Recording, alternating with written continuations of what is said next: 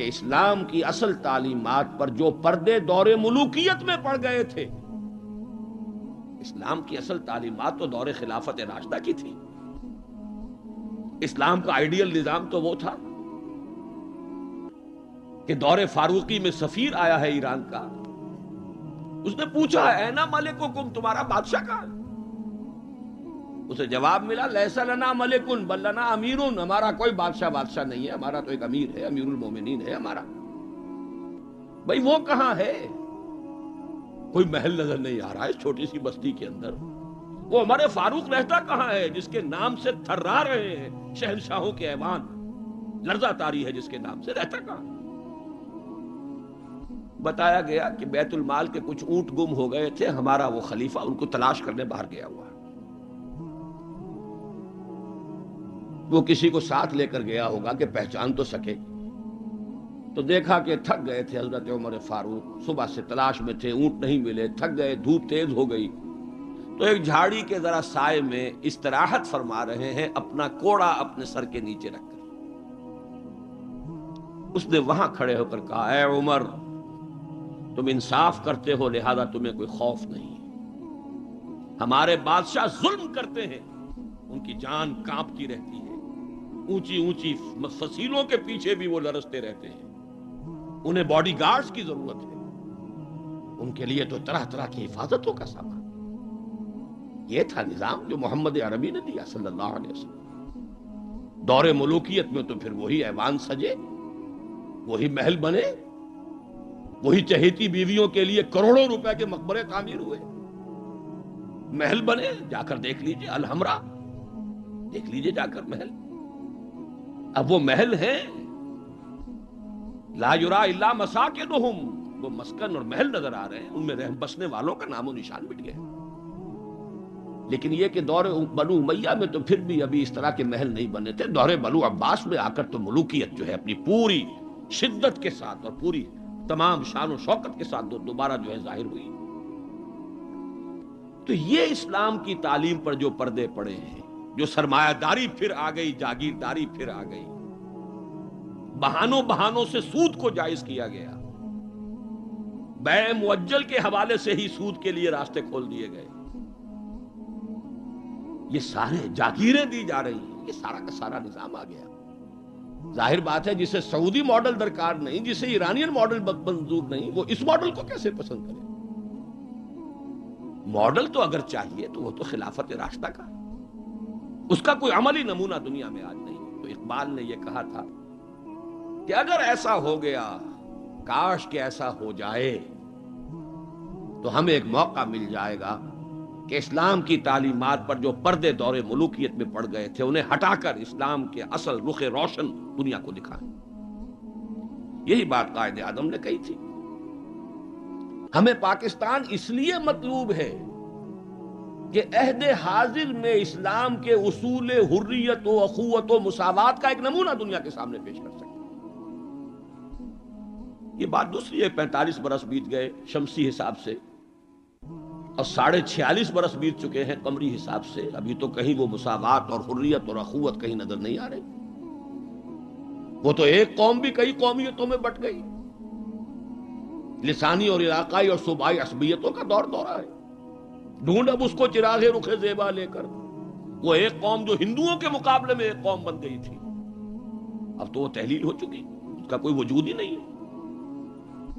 میں بہرحال اس مرثیے پر زیادہ وقت صرف نہیں کرنا چاہتا.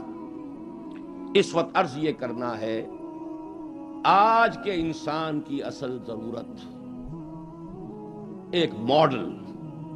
زبانی کلامی بات کوئی قبول نہیں کرے گا. خلافت راشدہ کی مدح کریں گے، وہ کہیں گے پدرم سلطان بود تو راجے، تم کیا ہو؟ اپنی شکل دیکھو، تم کیا ہو؟ تم تو ہم سے بدتر ہو. تمہارے ہاں ڈسکریمنیشن، سید زیادہ تو سید زیادہ ہے ہی ہے، اونچائی ہے، اخلاق کا کتنا ہی پست ہو، اور یہ مسلی یہ تو ہے ہی نیچ، چاہے اخلاق اور کردار میں کتنا ہی اونچا ہو جائے. یوں تو سید بھی ہو، مرزا بھی ہو، افغان بھی ہو، تم سبھی کچھ ہو، بتاؤ تو مسلمان بھی ہو. تمہارا تمدن، تمہاری تہذیب، تمہارا نظام بدترین نظام. بڑے پیارے اشعار کہے علامہ اقبال نے، کہلوائے تو ہیں ابلیس کی زبان سے، اصل میں اس کے پردے میں پیغام اپنا دیا ہے۔ اور ان کی یہ نظم جو ہے ابلیس کی مجلس شورا، ان کے انتقال کے بعد چھپی ہے، یہ آخری دور ہے ان کا۔ اس لیے میں کہا کرتا ہوں کہ اقبال کا پیغام اگر دیکھنا ہو امت مسلمہ کے نام تو یہ نظم جو ہے ابلیس کی مجلس شورا، یہ ان کا آخری پیغام۔ یہ ظاہر بات ہے کہ وہ کوئی نبی تو نہیں تھے معاذ اللہ، عام انسان تھے، ذہنی ارتقاء کے مختلف مراحل سے گزرے ہیں، تو ان کا ارتقاء جہاں تک ہوا ہے اس کی آخری صورت جو ہے وہ نظمیں ہیں کہ جو ارمغان حجاز میں شامل ہیں۔ جانتا ہوں میں یہ امت حامل قرآن نہیں، ہے وہی سرمایہ داری بندہ مومن کا دین۔ جانتا ہوں میں کہ مشرق کی اندھیری رات میں بے ید بیضا ہے پیران حرم کی آستی۔ عصر حاضر کے تقاضاؤں سے ہے لیکن یہ خوف، یہ ابلیس کہہ رہا ہے، عصر حاضر کے تقاضاؤں سے ہے لیکن یہ خوف، ہو نہ جائے آشکارا شرع پیغمبر کہیں۔ الحذر، آئین پیغمبر سے 100 بار الحذر، حافظ ناموس زن، یہ ہے معاشرت، مرد آزماں مرد آفرین۔ موت کا پیغام ہر نوع غلامی کے لیے، نہ کوئی فغفور و خاکہ نہ گدائے رہنشی، کرتا ہے دولت کو ہر آلودگی سے پاک و صاف، منعموں کو مال و دولت کا بناتا ہے امین۔ اس سے بڑھ کر اور کیا فکر و عمل کا انقلاب، بادشاہوں کی نہیں اللہ کی ہے یہ زمین، یہ ہے انقلاب۔ چشم عالم سے رہے پوشیدہ یہ آئیں تو خوب، ابلیس کہہ رہا ہے نا، چشم عالم سے رہے پوشیدہ یہ آئیں تو خوب، یہ غنیمت ہے کہ خود مومن ہے محروم یقین۔ یہ ماڈل آج کے انسان کی اصل ضرورت ہے۔ اب میں آپ کو بتاتا ہوں نبی اکرم صلی اللہ علیہ وسلم نے یہ ماڈل دیا کہ نہیں دیا۔ حضور صلی اللہ علیہ وسلم کا یہ ماڈل آج دنیا کا ہر باشعور انسان یہ ماننے پر مجبور ہے کہ آئیڈیل ماڈل، بدترین دشمنوں نے اقرار کیا۔ ایم این رائے 1920 میں لیکچر دیا اس نے، ہسٹوریکل رول آف اسلام، لاہور میں دیا، وہ کتاب اب بھی بھارت میں چھپتی ہے۔ اس نے کہا کہ تاریخ انسانی کا عظیم ترین انقلاب وہ ہے جو محمد نے برپا کیا صلی اللہ علیہ وسلم۔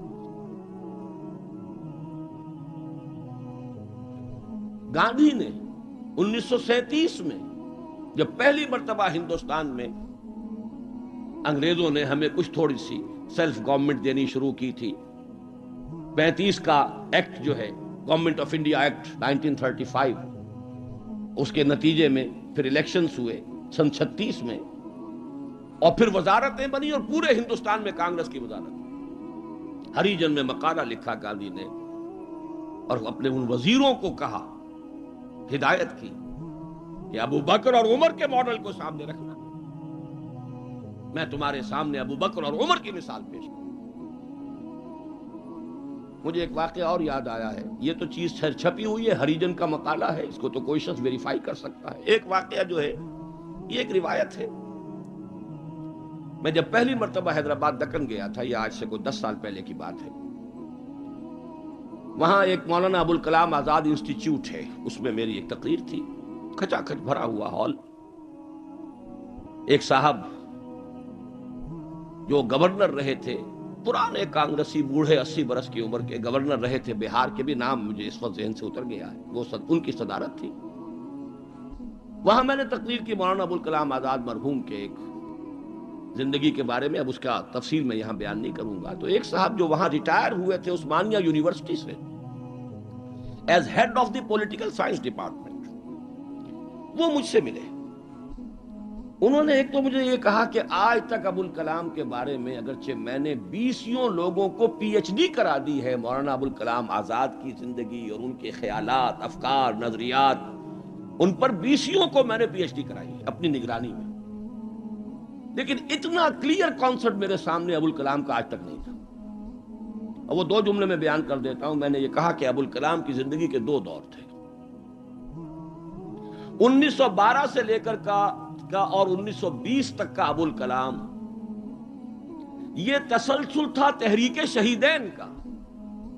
سید احمد بریلوی رحمت اللہ علیہ اور شاہ اسماعیل شہید رحمہ اللہ، ان کی جو تحریک جہاد تھی اس کا معنوی تسلسل ہے ابو الکلام الہلال اور البلاغ والا ابو الکلام. لیکن پھر 1920 میں اس نے ہمت ہار دی، ماحول سے تعاون نہیں ملا، مخالفت ہوئی علماء کی طرف سے. اس کھاتے کو بند کر کے حزب اللہ کا کھاتا، حکومت الہیہ کے قیام کی جد و جہد، یہ چیپٹر کلوز کیا ابو الکلام. 1920 سے لے کر اور پھر 1958 تک، اپنے انتقال تک کا یہ جو دور ہے ابو الکلام کا، یہ ہے 1857 کی جنگ آزادی کا تسلسل. اگر آپ کے ذہن میں اپنی پچھلی صدی کی یہ دو تحریکیں ہوں، 1930 کی جو تحریک تھی 1830 کی، 1826 سے لے کر 1831 میں پھر شہادت ہوئی ہے بالا کوٹ میں، یہ جو تحریک تھی اس کا تسلسل ہے الہلال اور البلاغ والا ابو الکلام. 1857 میں جنگ آزادی تھی، انگریز کے خلاف بغاوت، اسے غدر کہتے تھے، اب جنگ آزادی کہتے ہیں. انگریزی دور میں ہم نے جب تاریخ پڑھی تھی تو وہ غدر کے نام سے تھی. اس میں ہندو اور مسلمان دونوں شریک تھے، متحدہ جد و جہد تھی انگریز سے نجات پانے کی. تو ابو الکلام کی 1920 کے بعد سے لے کر باقی زندگی جو ہے وہ در حقیقت مانوی تسلسل ہے اس جنگ آزادی کا جو 1857 میں لڑی گئی اور ناکام ہو گئی. ناکام تو وہ بھی ہو گئی، تحریک شہیدین بھی ناکام، 1857 کی جنگ آزادی بھی ہو گئی. بہرحال انہوں نے ایک بات تو یہ بتائی، اور مجھے اصل میں جو یاد آیا تھا معاملہ وہ ان کے ایک اور قول کا تھا. 1917 میں وہ کہتے ہیں کہ میں علی گڑھ میں پڑھتا تھا. اس وقت تک وہ صرف ایک کالج تھا، ابھی یونیورسٹی نہیں بنا تھا، اور ہاسٹل میں رہتا تھا. تو ایک روز شور مچ گیا، گاندھی جی آئے، گاندھی جی آئے، گاندھی جی آئے. گاندھی ابھی نئے نئے آئے تھے ساؤتھ افریقہ سے، اور وہ گویا کہ انڈیا کے پولیٹیکل ہورائزن پر ابھی وہ ایک رائزنگ سن کی حیثیت سے تھے. شور مچ گیا، گاندھی جی آئے، گاندھی جی آئے. خیر وہ ہم نے ان کو گھیر لیا، کہا کچھ خطاب کیجیے. ان کا خطاب نہیں، میں تو صرف دیکھنے آیا تھا. اور وہ گیا تھا، پہلے حاضری دی تھی سر سید کے قبر پر. پھر اس نے کہا میں آپ لوگوں کو ایک تو خوشخبری دیتا ہوں، آپ کے کالج کے یونیورسٹی بننے کا فیصلہ ہو گیا ہے، چارٹر آپ کی یونیورسٹی کا منظور ہو گیا ہے. آپ کو معلوم نہیں ہوگا، میں آپ کو خوشخبری دے رہا ہوں. لیکن ایک بات میں آپ سے اور کہتا ہوں، لوگ ہمت گوش ہو گئے. اگر آپ کا کالج یا آپ کی یونیورسٹی ایک عمر پیدا کر دے تو بہت بڑا احسان ہوگا نو انسان. لیکن مجھے یقین ہے آپ عمر پیدا نہیں کر سکتے، اس لیے کہ میں آپ کے ہاسٹلوں میں چکر لگا چکا ہوں. وہاں قالین بچھے ہوئے ہیں، وہاں عیش اور آسائش کے سامان ہیں. اس ماحول میں عمر پروان نہیں چڑھتا. میں یہ سمجھتا ہوں کہ علامہ اقبال نے جو اشعار لکھے ہیں شاید یہ واقعہ ہی ہو کہ جو اس کی تحریک بنا ہو. تیرے صوفے ہیں افرنگی، تیرے قالی ہیں ایرانی، لہو مجھ کو رلاتی ہے جوانوں کی تن آسانی. تو معلوم ہوا کہ یہ عمر کا وہ مقام گاندھی کی نگاہ میں تھا. اور پھر سن 1937 میں 20 برس بعد وزیروں کو کہا ہے کہ ابو بکر اور عمر کو اپنے سامنے ماڈل کی حیثیت سے رکھو. ایچ جی ویلز نے کہا ہے اگرچہ حضور کی ذاتی زندگی پر، خاص طور پر ازدواجی زندگی پر بڑے رقیق حملے کیے، لیکن پھر اس نے جب حجۃ الوداع کے ذکر پر آتا ہے concise history of the world میں، اس کا پرانا آپ کو کوئی ایڈیشن تلاش کرنا ہوگا، نئے ایڈیشن میں سے یہ پیسیجز نکال دیے ہیں نئے ایڈیٹرز نے. لیکن یہاں کی یونیورسٹی سے میں نے نکلوا کر ایک دفعہ ویریفائی کیا تھا، چونکہ مجھے تو بہت پرانے یہ الفاظ یاد تھے، لیکن پھر میں نے انہیں تازہ کیا کراچی یونیورسٹی کی لائبریری سے.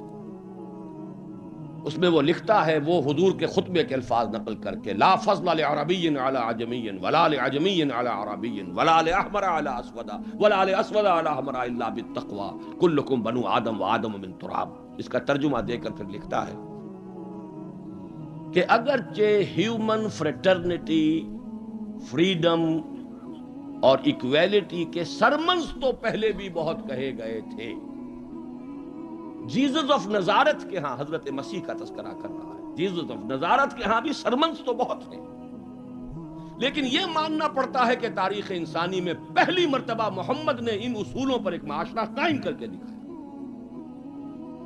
اس سے بڑا ٹریبیوٹ کیا ہوگا؟ اور دشمن ہے، ذاتی اعتبار سے حملے کر رہا ہے، رقیق حملے کر رہا ہے، استہزاء کر رہا ہے یہ تعدد ازدواج کا، لیکن یہ بات ماننے پر مجبور ہے کہ انسانی تاریخ میں پہلی مرتبہ انسان کی حریت، اخوت اور مساوات کے اصولوں پر مبنی ایک نظام قائم کیا محمد صلی اللہ علیہ وسلم. اور نوٹ کیجئے یہی 3 الفاظ قائد اعظم نے استعمال کیے تھے. ہم پاکستان اس لیے چاہتے ہیں کہ عہد حاضر میں اسلام کے اصول حریت و اخوت و مساوات کا ایک نمونہ دنیا کو دکھا. اسی طرح پھر ڈاکٹر مائیکل ہارٹ کی دی 100 مشہور کتاب ہے. بہرحال یہ ماڈل، یہ رحمت محمد الرسول اللہ صلی اللہ علیہ وسلم انسان کو عطا کر چکے ہیں، اور اپنے تو بہرحال مدح کریں گے ہی. اپنوں کی تو آنکھ محبت اور عقیدت کی آنکھ ہے، لیکن میں نے یہ گواہیاں دی ہیں اغیار کی، دشمنوں کی. اب آئیے دوسری آیت کی طرف. لقد کان لکم فی رسول اللہ اسوۃ حسنہ. یہاں خطاب ہو رہا ہے تمہارے لیے اللہ کے رسول کی زندگی میں، اللہ کے رسول کی شخصیت میں ایک عمدہ نمونہ ہے. پہلے تو غور کیجئے لکم سے مراد کیا ہے. یہاں خطاب مسلمانوں سے ہے، یہاں پوری نوع انسانی سے نہیں ہے. یہ فرق ہے، نوٹ کر لیجئے. پہلی آیت کے مقابلے میں خطاب کا رخ اس آیت میں یہ محدود ہے، مسلمانوں کی طرف خطاب. اے مسلمانوں، تمہارے لیے رسول کی شخصیت میں ایک عمدہ نمونہ ہے. آپ کہیں گے کس دلیل سے یہ کہہ رہے ہیں؟ اسی آیت کا جو دوسرا ٹکڑا ہے وہ عام طور پر پڑھا نہیں جاتا.